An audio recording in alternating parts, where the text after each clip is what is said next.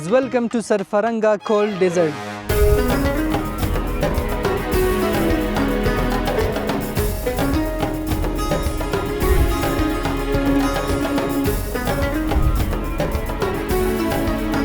यार मेरा ड्रोन यहाँ गिर गया, लेकिन थैंक्स गॉड कि वो बच गया। देखिए अब यहाँ पर कुछ जीप्स खड़े हैं, ये जाते हैं सिर्फ, और ये बग्गी जो होती है छोटी छोटी वो सिर्फ चल सकती है। अभी मैं सरफरंगा सहरा की हुदूद में दाखिल हो रहा हूँ। ऐसा लग रहा है जैसे मैं कहीं और ही दुनिया में आ गया हूँ। ये सहरा सिर्फ सयाहों के लिए नहीं बल्कि पाकिस्तान की जीप रैलीज, कैंपिंग और एडवेंचर की दीवानों का भी मरकज बन चुका है।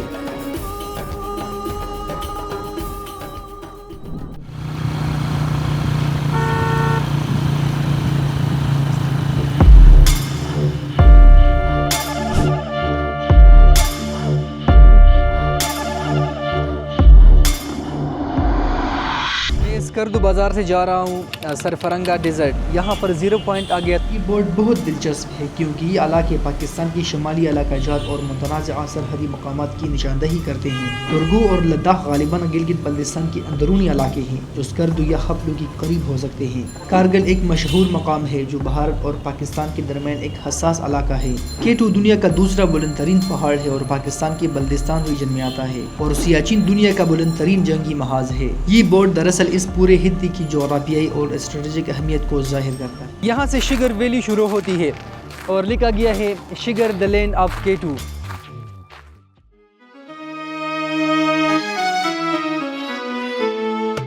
अभी मैं सरफरंगा सहरा की हुदूद में दाखिल हो रहा हूँ। ऐसा लग रहा है जैसे मैं कहीं और ही दुनिया में आ गया हूँ। आगे दूर दूर तक रेत के ठेले हैं और पस मंजर में बुलंद बाला पहाड़ खड़े हैं जो इस जगह की हुस्न को और भी पुरस्कार बनाता है।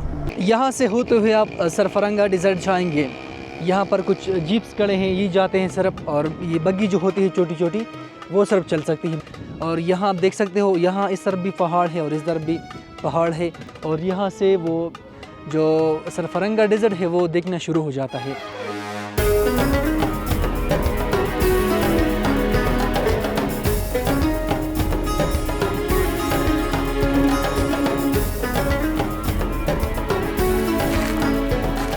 Hi guys, welcome to Sarfaranga cold desert. ये दुनिया का वो सहरा है जहाँ रेत बर्फ से भी ठंडी है। ये है सरफरंगा सहरा जो पाकिस्तान के शुमाली इलाके गिलगित बल्तिस्तान में स्कर्दू के करीब वाक़ वो मकाम जहाँ सुनहरी रेत, सफेद पहाड़ों और ठंडी हवा का एक ऐसा कम्बिनेशन बनता है जो दुनिया में कहीं और नहीं मिलता। सरफरंगा दरअसल इस इलाके के एक कदीम गाँव का नाम है। बल्ती जुबान में सरफरंगा की मानी है फैला हुआ या वसीअ मैदान। जब आप यहाँ खड़े होते हैं तो समझ आता है कि इस जमीन का नाम इतना मौजू क्यों है। ये वाकई एक ऐसा वसीअ मैदान है जहाँ इंसान खुद को बहुत छोटा महसूस करता है। ये दुनिया के सबसे बुलंद सर सहराओं में से एक है, समंदर की सतह से तकरीबन 7500 फुट की बुलंदी पर, और यही बुलंदी इसे बाकी तमाम सहराओं से मुनफरिद बनाती है। दरिया सिंध जो करीब ही बहता है अपने साथ पहाड़ों से लाई हुई मिट्टी और रेत यहाँ बिछा गया। वक़्त और हवा ने मिलकर इन जर्रात को तराशा और यूं बना सरफरंगा का ये हसीन सहरा।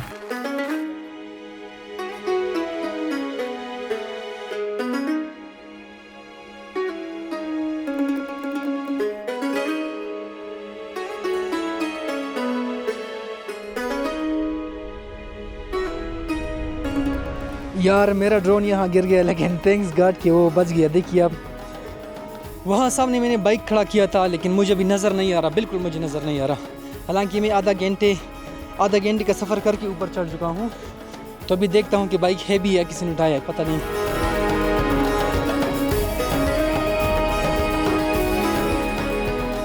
यहाँ हर साल एक ज़बरदस्त इवेंट मुनक़िद होता है जहाँ मुल्क भर से ड्राइवर्स आते हैं रेत पर रफ्तार, ताकत और जज्बे की नई दास्तान लिखने के लिए। ये सिर्फ एक रेस नहीं बल्कि इस इलाके की सकाफत, इत्तिहाद और फखर की अलामत है। ये लम्हे स्कर्दू की हवा में एक नई तवानाई भर देते हैं। यहाँ दिन के वक्त दर्जा हरारत नॉर्मल होता है, मगर रात को हवाएं इतनी ठंडी हो जाती है कि रेत पर बर्फ जम जाती है। यहाँ के मनाजिर सिर्फ आंखों से नहीं दिल से महसूस किए जाते हैं। रेत के टेले, बर्फ पोश पहाड़ और नीला आसमान सब मिलकर एक ऐसी तस्वीर बनाते हैं जो फितरत की सबसे खूबसूरत तख्लीक मालूम होती है।